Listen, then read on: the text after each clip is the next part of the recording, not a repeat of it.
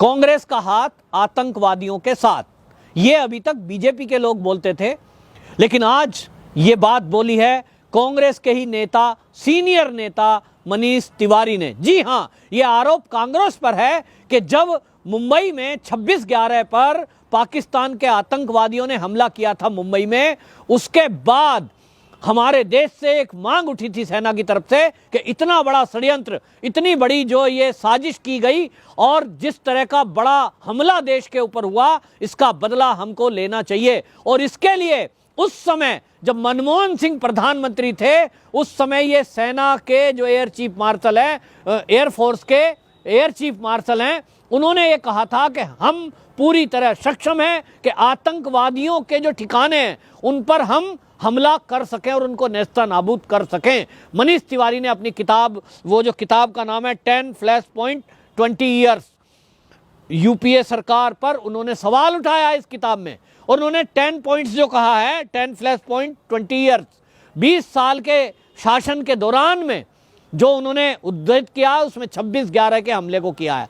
उन्होंने कहा कि जो एयरफोर्स को जवाब देना चाहिए था, उस समय के जो एयर चीफ मार्शल थे वो हमला करने को तैयार थे, सेना में क्षमता थी, लेकिन दिल्ली से इशारा नहीं दिया गया। और उन्होंने लिखा है कि सोनिया गांधी नहीं चाहती थी। क्यों भाई? आतंक पर प्रहार से कांग्रेस को परहेज क्यों? सवाल है। यही आतंक पर प्रहार अगर दिल्ली पुलिस का जाबाज सिपाही करता है, एक इंस्पेक्टर जब बाटला हाउस एनकाउंटर में वो शहीद हो जाता है, वो वीरगति को प्राप्त हो जाता है, तो सलमान खुर्शीद कहते हैं सोनिया गांधी मैडम को रात को नींद नहीं आई थी। उनकी नींद उड़ती है अगर कोई आतंकवादी मर जाए। और वो सवाल उठाते हैं उस इंस्पेक्टर पर, उस जाबाज पुलिस वालों पर जिन्होंने जान गंवा दी, आतंकवादियों को नहीं छोड़ा। ये कांग्रेस सर्जिकल स्ट्राइक पर सवाल उठाती है, ये कांग्रेस बॉर्डर एरिया में रोड नहीं बनाती है, ये कांग्रेस सीए के विरोध के नाम पर देश के टुकड़े टुकड़े करने वालों के साथ खड़े होकर फोटोशूट कराती है। और ये कांग्रेस आज की डेट में, जब हमारे देश के पास इनपुट है कि देश के अंदर, पंजाब के अंदर, पश्चिम बंगाल के अंदर बॉर्डर एरिया से घुसपैठ हो रही है और नशे की खेप आ रही है, ड्रोन के जरिए हथियार आ रहे हैं, तो ये कांग्रेस 50 किलोमीटर का दायरा जैसे ही बढ़ाया जाता है, चरणजीत सिंह चन्नी कांग्रेस के सीएम पंजाब के, वो एक प्रस्ताव पास विधानसभा से करते हैं कि हमारे यहां दखल अंदाजी हो रही है, हम इसको सहन नहीं करेंगे, बीएसएफ को अधिकार नहीं दिया जाएगा। क्यों?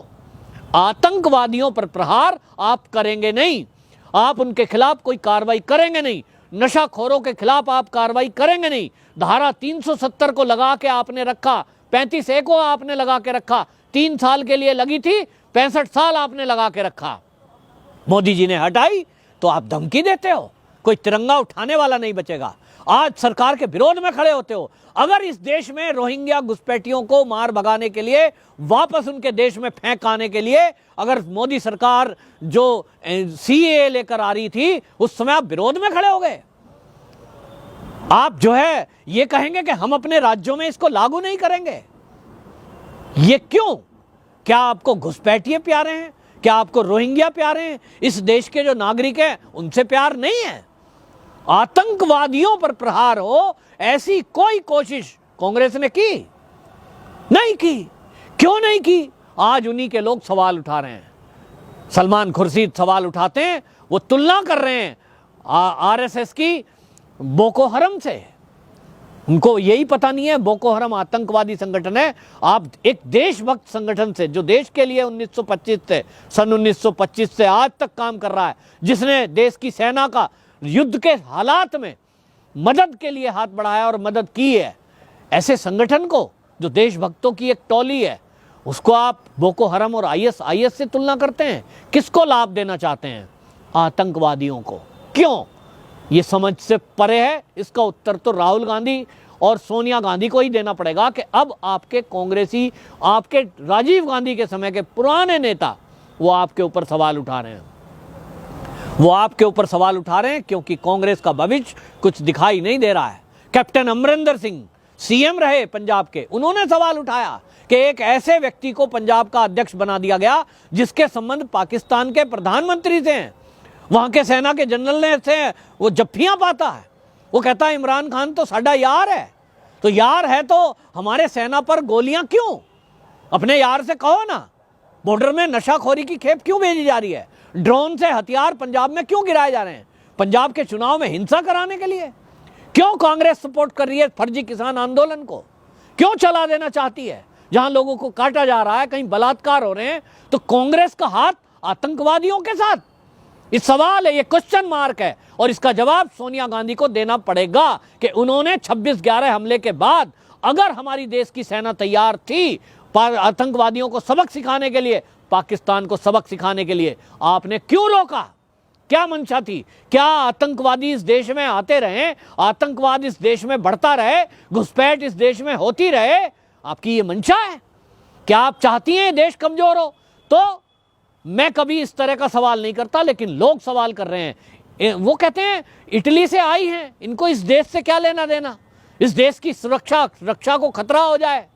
ये गलत सवाल है, लेकिन आज वो दिखाई दे रहा है, लोगों का आक्रोश इस बात को लेकर क्यों है।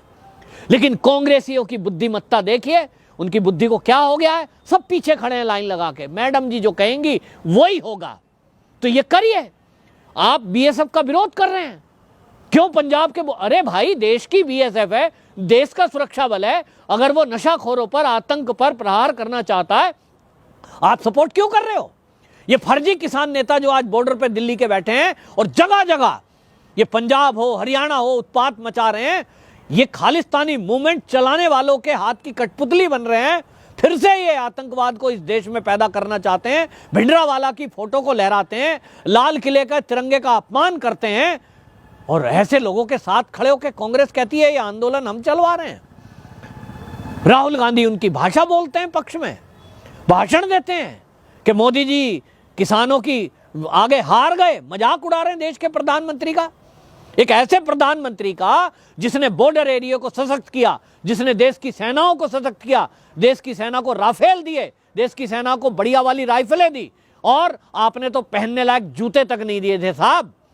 आज समझ में आ रहा है, सदन के अंदर कांग्रेस का रक्षा मंत्री जब खड़ा होकर एक एंटोनी बयान दे रहे थे, जब पूछा गया बीजेपी के नेताओं की तरफ से कि आपने बॉर्डर एरिया में सड़कें क्यों नहीं बनाई, सेना मांग करती है कि चीन आ रहा है, घुसपैठ करता है, हमें पहुंचने में, वहां पहुंचने में लग जाते हैं 8 दिन, जहां एलएसी है, और चीन की सेना आ जाती है 15 मिनट में गाड़ियों में बैठकर।